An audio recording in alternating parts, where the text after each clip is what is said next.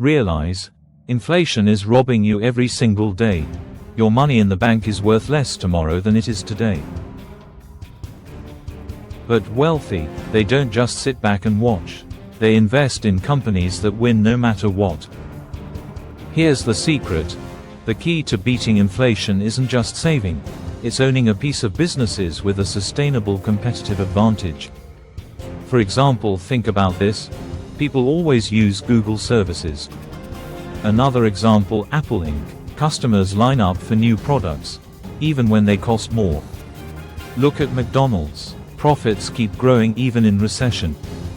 The companies that dominate today will dominate tomorrow. That's where smart money goes. Here what you need to do: KeyCap 1, stop letting inflation eat your savings. KeyCap 2, learn how to invest wisely in companies that last. KeyCap 3, take action, because the best time to invest was yesterday. The second best time, right now. Comment, invest, if you want to learn how to build real wealth. Bar graph, let's talk, let's grow, let's win. Invest smart. Beat inflation. Build wealth. Inflation is destroying your tomorrow.